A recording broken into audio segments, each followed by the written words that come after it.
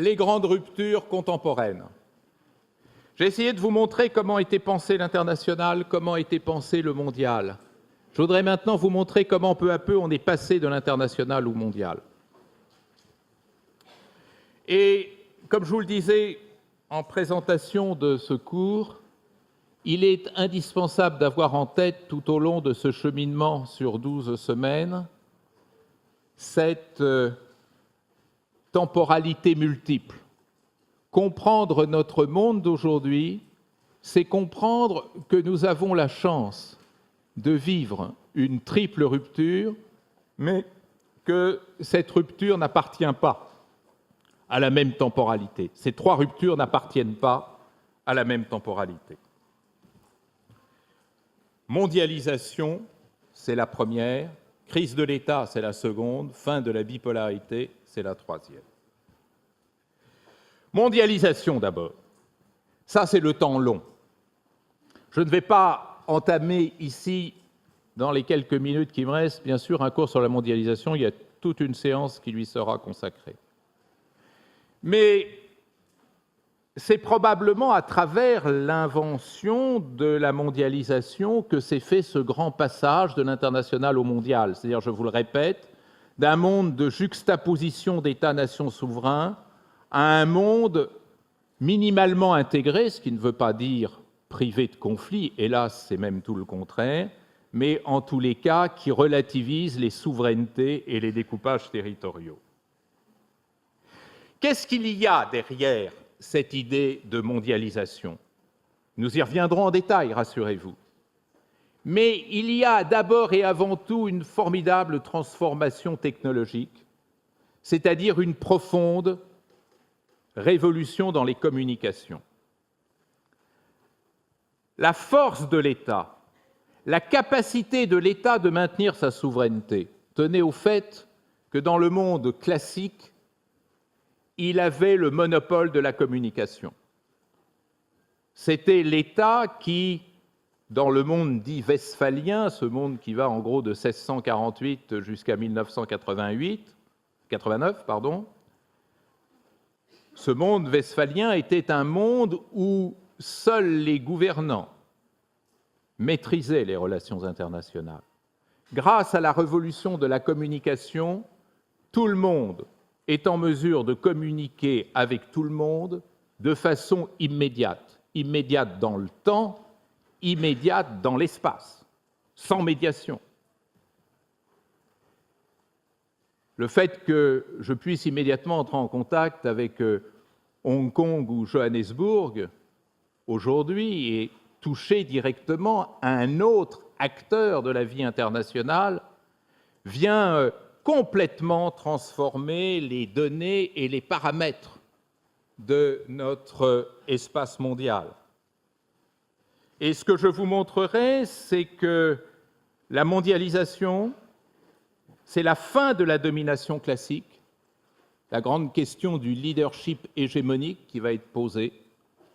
La mondialisation ne supporte plus la domination hégémonique d'un État-puissance, comme c'était le cas dans la vie internationale traditionnelle. C'est l'apparition de nouveaux enjeux, notamment les enjeux sociaux internationaux, et c'est surtout la prolifération des acteurs.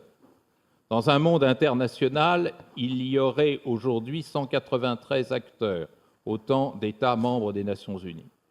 Aujourd'hui, j'ai recompté pour vous hier soir, il y a 7 milliards d'acteurs dans l'espace mondial. Cette diversification des acteurs, c'est le grand changement qu'a apporté la mondialisation. Ça, c'est la première rupture. La deuxième rupture, c'est ce qui relève, je dirais, cette fois-ci du temps moyen, c'est-à-dire la crise de l'État.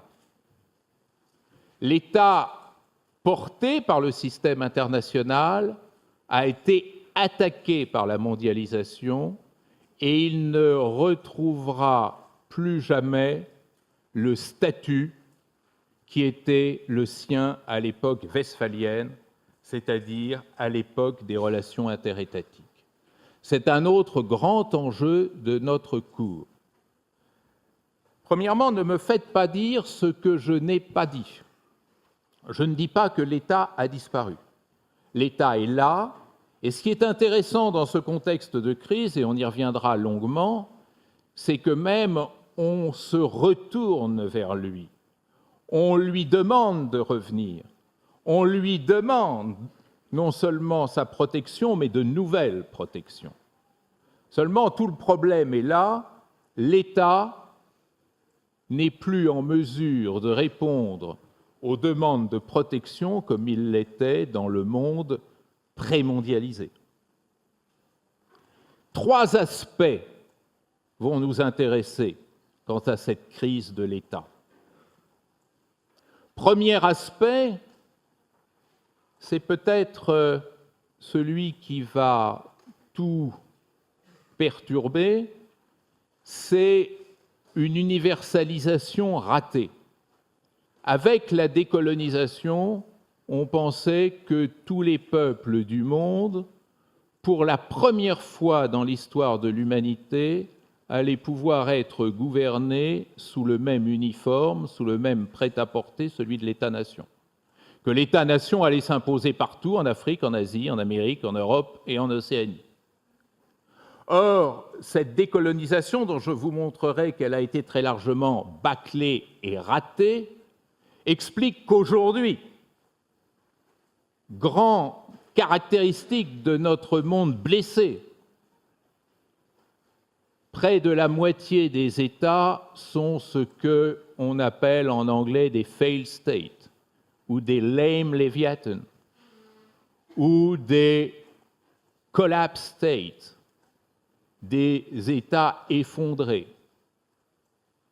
République centrafricaine, Tchad, Yémen, Somalie, Mali, on pourrait continuer et constater que l'une des grandes faiblesses de notre système international contemporain, c'est de reposer sur une cohorte d'États qui ne sont pas de véritables États, qui sont pour le mieux des États faillis ou au pire des États effondrés.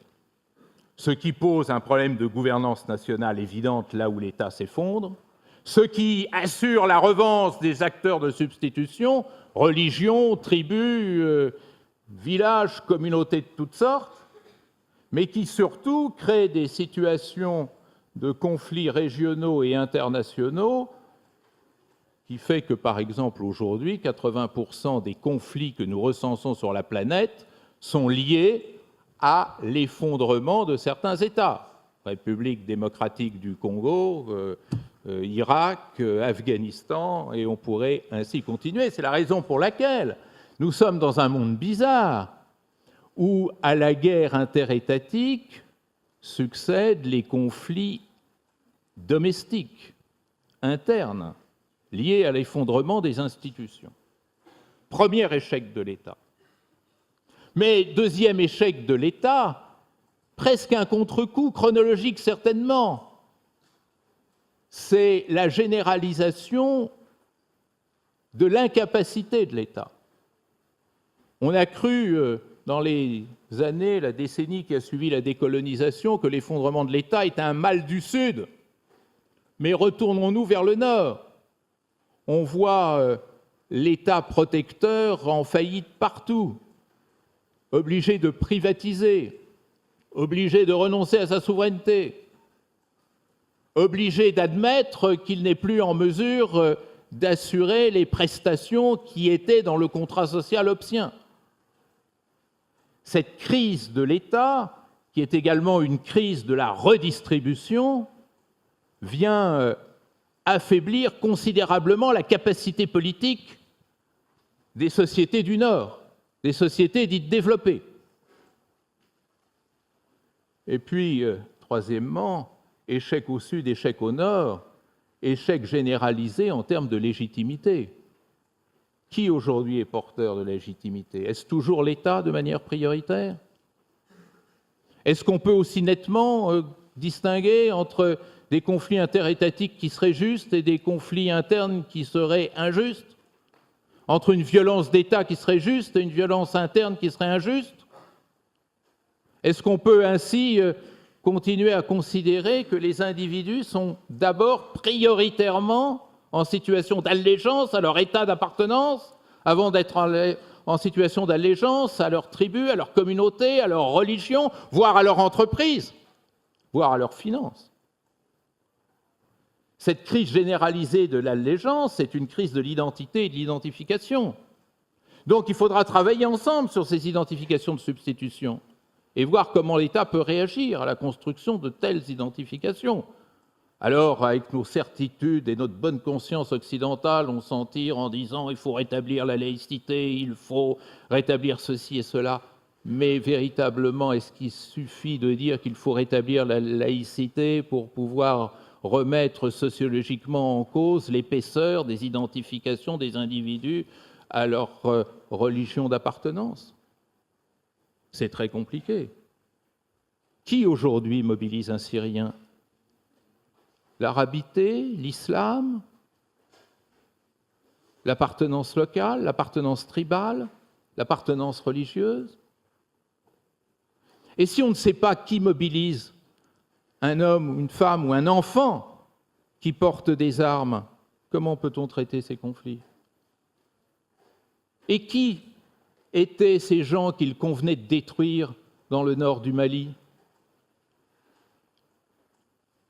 D'infâmes combattants persuadés du mal qu'ils font, ou des pauvres types sans emploi, sans identification locale, nationale, régionale, étatique, des bandérants, des enfants soldats qui viennent ainsi rejoindre les rangs des combattants pour pouvoir être vêtus, logés, nourris? Vous voyez, dimension sociale créée par cette disparition de l'État dont il faut bien prendre toute la mesure et qui est un phénomène très grave.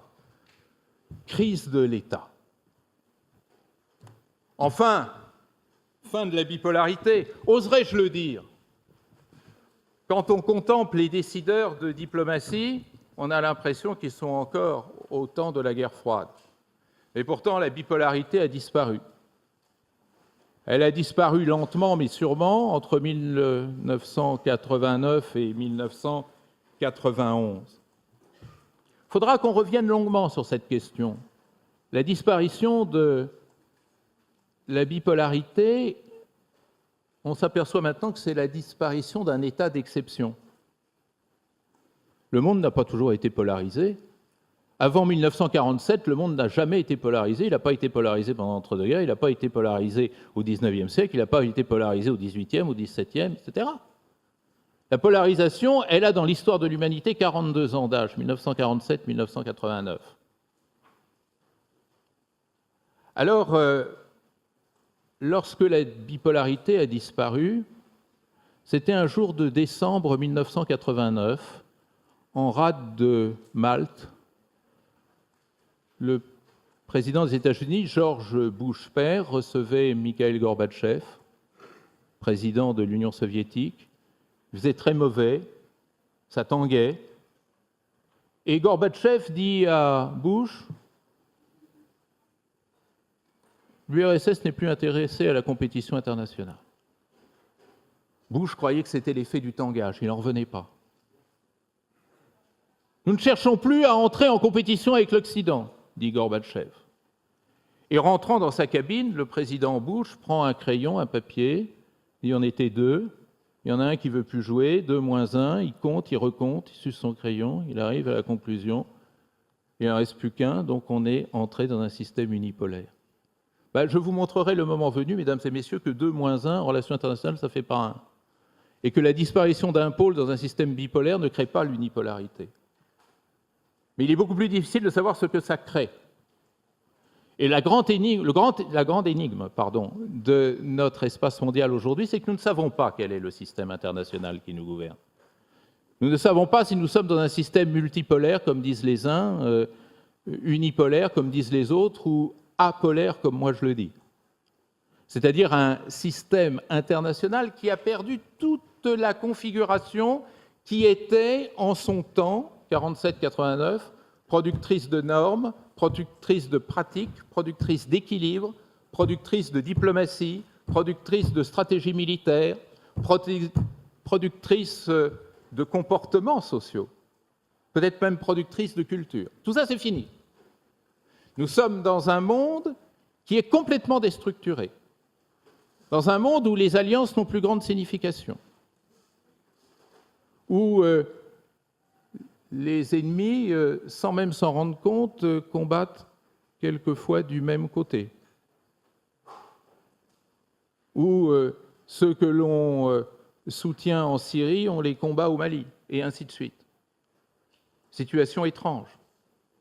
Situation étrange qui fait, par exemple, que l'Arabie saoudite et la Syrie se retrouvent du même côté pour appuyer le coup d'État militaire du général Sissi en Égypte. Curieux, Syrie, Arabie saoudite du même côté. Nous sommes dans un système profondément déstructuré. Et l'extrême difficulté d'avoir des repères analytiques pour comprendre comment se crée cette dynamique internationale est probablement l'un des points de notre ordre du jour qui va le plus nous retenir. D'autant que la fin de la bipolarité, ce n'est pas seulement le brouillage dans l'analyse des conflits, c'est aussi le brouillage dans l'analyse des institutions internationales, c'est aussi le brouillage dans l'analyse des alliances. Est-ce que l'OTAN fait encore sens? L'Alliance atlantique fait encore sens dans un système où il n'y a plus d'alliance en face?